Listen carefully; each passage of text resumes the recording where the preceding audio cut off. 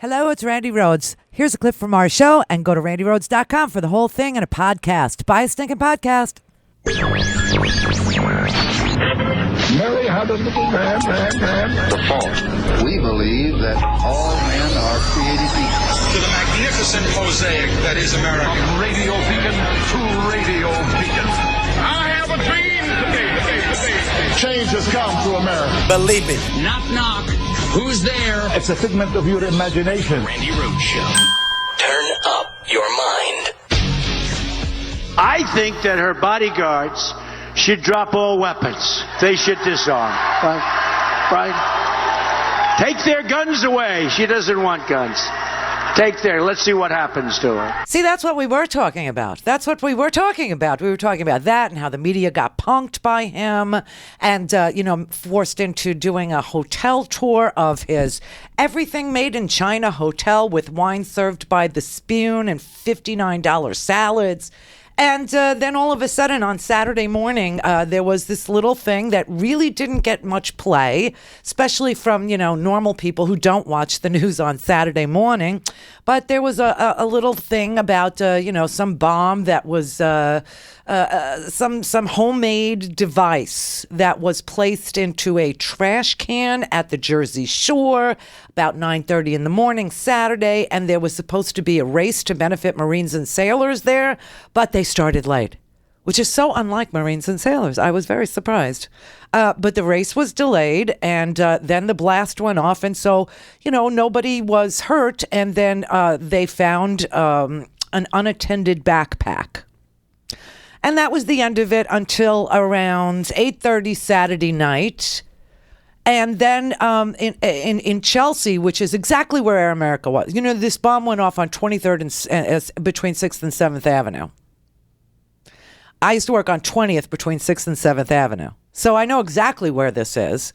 And it's a quiet neighborhood. It's a very neighborhoody neighborhood at night. It does have like a TJ Maxx and a Home Depot, but they're like in white-faced buildings. They don't look anything like yours. They're New York's. They have nothing to do with yours.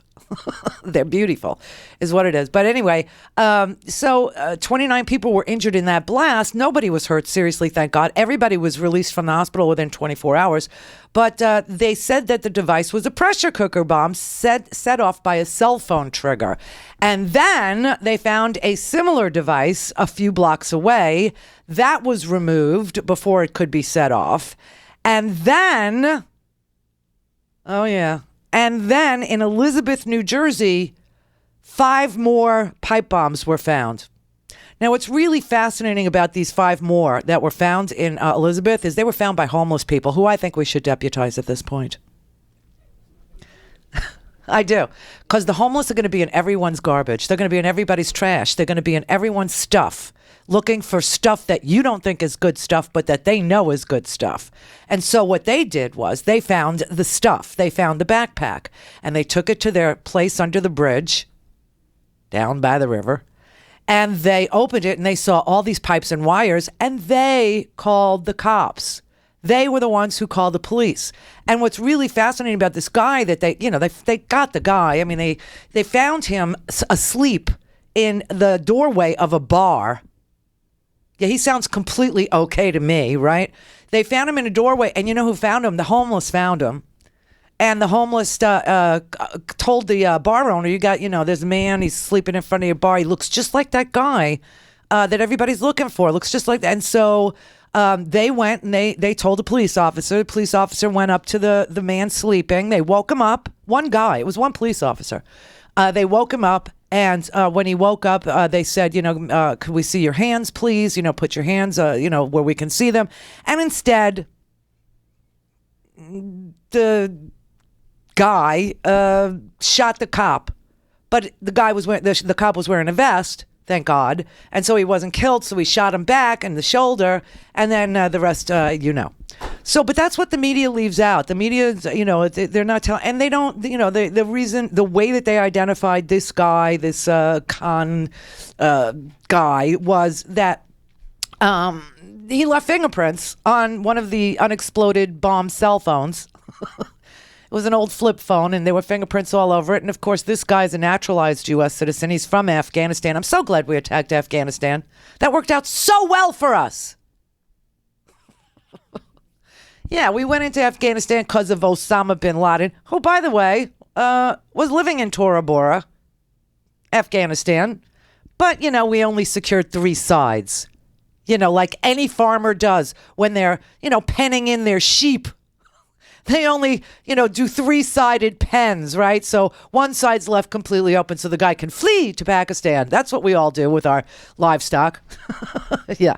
So anyway, it's worked out really well. So anyway, these people, they came here and they opened up a chicken restaurant. America's, I think it's called First American Chicken Restaurant. It's pretty straightforward. Now, these people had problems from going back to the 90s. Okay, the early 2000s, I should say. They had problems because they were leaving their chicken restaurant open for 24 hours a day. And the neighborhood didn't like it because they were attracting drunk people and loud people and people that would urinate on the street in the middle of the night. And so they went and told the city council, do something. This is crazy. It's noisy. They're breaking the ordinances, the noise ordinance, blah, blah, blah. Okay, so the city council got involved and they told them that they had to close at 10 o'clock. Well, these people did not want to close their restaurant at 10 o'clock, and so they refused to obey the ordinance, and they left their restaurant open after 10 o'clock. And then they sued the city, saying that the reason that they were being told to close at 10 o'clock is because they were Muslim and that they were being discriminated against. So what's really fascinating is they filed a lawsuit saying, alleging discrimination against them, a lawsuit that they lost, by the way, when this guy's father pleaded guilty to not allowing the police to enforce the closure order at 10 o'clock. Okay. So this family is a mess, okay? And they do feel put upon by government regulation. Yeah. They're anti-government regulation. They do feel that they've been discriminated against. They do feel, that people have taunted them. And I'm sure it's increased lately because, you got the Trump running out there. You got this Donald Trump with his mouth wanting ideological tests and no Muslims in the country and blah, blah, blah. And this creates animus in any community, especially when, you're one of a few Muslim families and you have a business and you deal with the public. I mean, I'm sure they heard some crap, but, they're not exactly the most law-abiding people. They're not exactly the most, government-friendly people.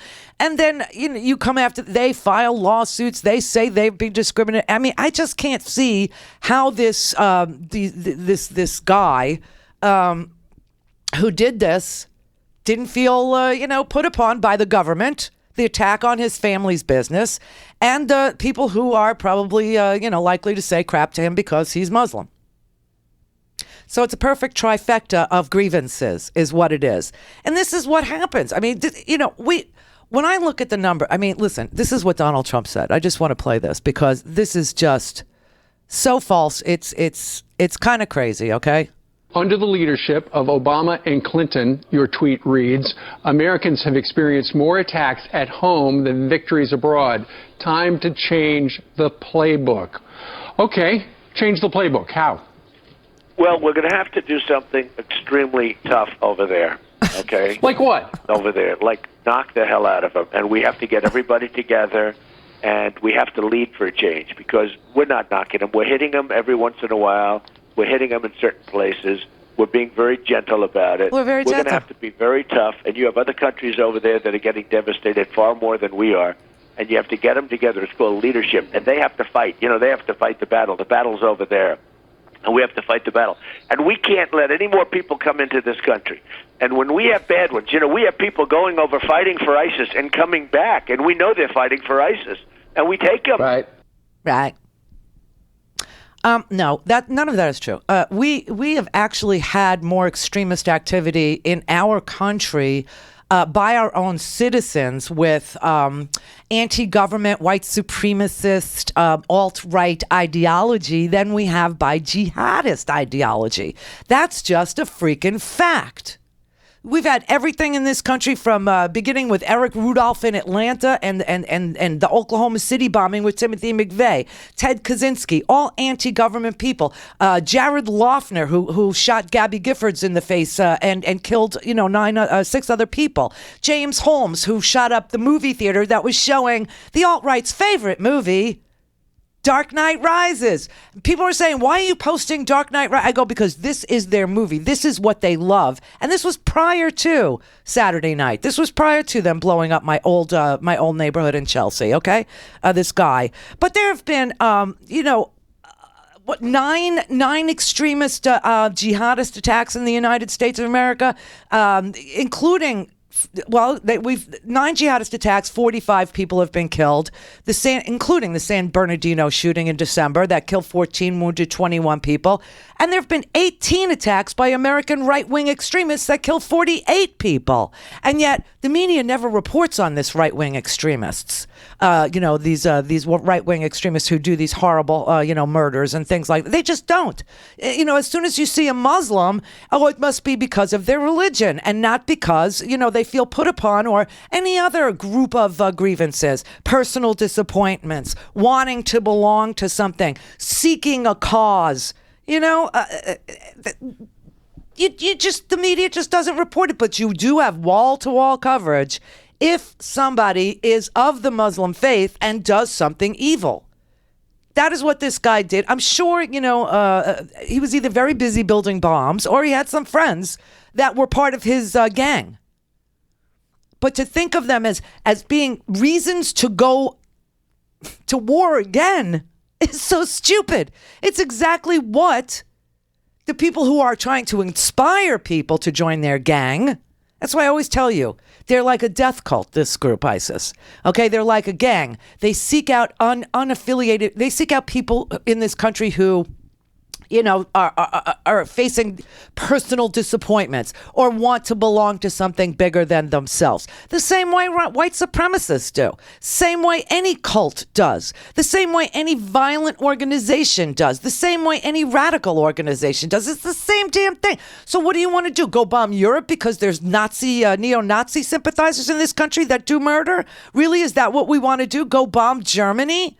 This makes no sense to me. And this is another reason why Donald Trump freaks me out. First of all, when we left Friday, he had punked the media, and the media was like doing some self-examination, which was more like mental masturbation because they couldn't figure out that they needed to report on all of the things that Donald Trump has been involved with. 4 grand jury investigations while he got his license, his gaming license in Atlantic City. The stiffing of all these businesses in Atlantic City, or the scam that is Trump University. I mean, just some real reporting, which is what we were telling them to do. But oh no. So they cover another Donald Trump rally, idiots, and they capture him saying that the Secret Service ought to stop protecting Hillary Clinton and lay down their guns and let's see what happens to her.